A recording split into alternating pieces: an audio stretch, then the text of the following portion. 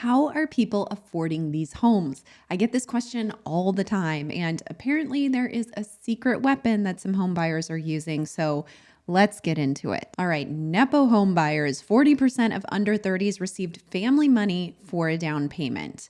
According to Redfin, 38% of recent home buyers that are under the age of 30 either got cash from a family member or some inheritance in order to pay for their down payment.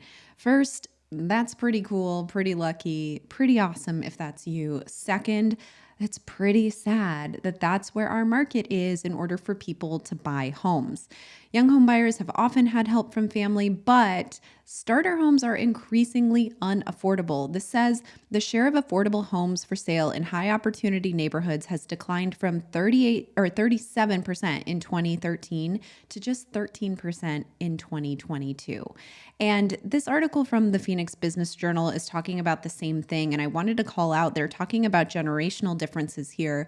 Roughly 26% of Gen Z adults and 52% of millennials own their home. And that's compared to 71% of Gen Xers and 79% of baby boomers. So all in all, this affordability is really slim these days, and we're seeing it affect the younger generations. Homeownership isn't as typical as it used to be for a number of reasons, but affordability being one of them. So why is there such a strain on affordability? Well, we've talked about this time and time again. It's both prices and mortgage rates. We've seen home prices go up so quickly and so fast over the last few years, but also mortgage rates are at a place that makes that very unaffordable. You got to remember, last year, home prices weren't that much different, but mortgage rates were very different. And we still had plenty of people buying homes and they were able to afford them. Although the talk of affordability was starting, we still had a lot of action going on in the market. And today it is much, much different. So last week I talked about how we were going to get the CPI information, and this is important to pay attention to because it does affect where mortgage rates go. And we got some good news with CPI. Basically, it was up 4%, but it's the lowest since September of 2021. So that was encouraging news. We definitely needed to hear that because we've been on a good run with mortgage rates coming down the last few weeks, and this kept mortgage rates low. Rates are at the lowest levels of the past 2 months right now. So great news for you buyers. If you're out there looking for a home, rates are moving in your favor. Just keep an eye on things. And for sellers, this is good news too, because it may increase some of the traffic that you're starting to see on your listing. So yay for rates going down. Let's hope this trend continues. According to Mortgage News Daily, hopefully, they're thinking nothing will really happen all that much this week, Thanksgiving week. Happy Thanksgiving, by the way. And hopefully that's true. And we get out of this week with not too much change. So here is where things are a little bit uncertain. If you've been listening to the news, people are trying to predict when the Fed is going to cut rates. And there's some predictions that it'll be the first half of next year, some predictions it'll be the second half. It's kind of all over the board. And the Fed is saying, we're not ready to declare this inflation fight over. And they're kind of saying not so fast. Don't even talk about cutting rates yet. The cloudy outlook is a major reason why the Fed officials are hesitant to celebrate too early. Despite this, progress we've seen with inflation, there's been some head fakes in the past. And so that's partially why they're unsure whether the pattern will continue. So we can't get too far ahead of ourselves here saying that we've conquered inflation and the Fed's going to ease up on everything.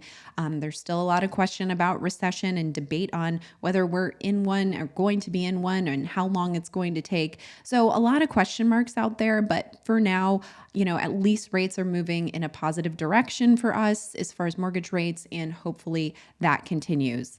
Although rates have been going down, it has been rough out there for sales. And I've talked about this on previous videos. We have seen such a decline in sales rates in the real estate industry, the lowest level in 13 years, actually, as you look at the sales throughout the country. And this article is saying home buyers are coming back, even though sales could be near their worst. And they're mainly talking about this due to mortgage rates starting to come down.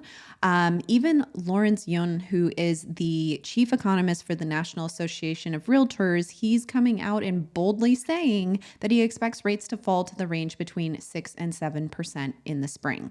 So with all of this debate going on, I want to hear what you guys think. You always have great opinions on what's going on in the economy and the real estate market. So put it in the comments. Let me know. Do you think that we're going to see mortgage rates start to come down the first half of next year? And do you think that 6 to 7% range is realistic? Personally, I could see that happening. I don't think that we're going to see a lot of home buyer activity pick up until we get closer to the 6% range, and I don't know, possibly below that if we ever get there. But I do think anywhere in the sevens, we're going to be pretty slow as far as transaction volumes are concerned. So that's my opinion. Let me know yours. Now, builders have always had the edge on us here because they're able to buy down interest rates for their buyers and offer some incentives that the typical seller can't really offer. But builder confidence is the lowest in nearly a year. And I found this interesting. Look how this deviates here. We've got mortgage rates going up and builder confidence going down.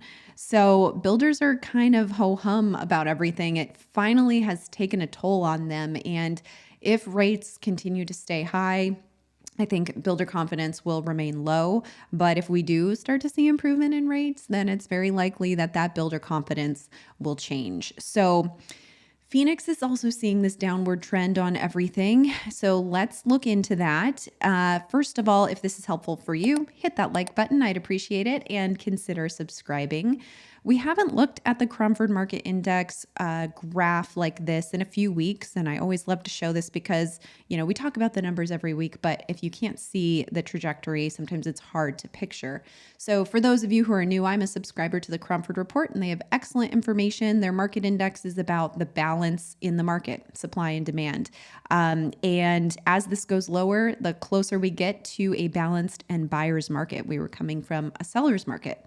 And right now you can see the space between these dots has gotten bigger and bigger. That means every week we're seeing more and more downward movement towards a balanced and buyer's market.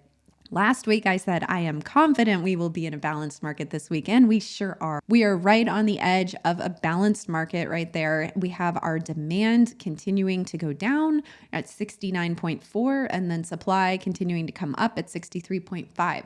So for supply and demand, about 100 is a normal range. So we have our demand down by about 31% and our supply down by about 37%. The closer these two come together, the more we become in a balanced market because supply and demand are level with one another. Now, 109.4, like I said, 90 to 110 is a balanced market. The more this goes down, the closer we are getting to a buyer's market, and we technically need to be below 90 to be in a buyer's market. So with how quickly we're seeing the space between these dots here, we could get there within a month or so if this continues. But I will say, if you can just zoom in very closely there, this last dot is a little bit less than the previous jumps that we've seen. It turns upward just a teensy tiny bit. And so maybe we are starting to slow down this move towards a buyer's market. In fact, when we look at our chart here of all of the major cities in the Phoenix area, the average change between all of these month over month was 16.1% this week. And last week it was 16.3%. So the decline slowed just a teensy tiny little bit, but nothing that we're really going to notice all that much. All of these cities have moved in the direction in favor of buyers, with the exception of Goodyear. And you're not going to see it here. The arrow is still red because this is comparing month over month. But the Cromford report did note that last week, Goodyear's number on this chart was 81.7, and this week it's 83.4. So Goodyear actually went up a little bit. But, again, it's nothing that you're going to notice really if you're a buyer or a seller out there. Now, as we look at all of these charts, remember anything between 90 to 110 is considered a balanced market. So we have Cave Creek and Peoria in a balanced market. Mesa and above is still technically in a seller's market, although it's losing ground.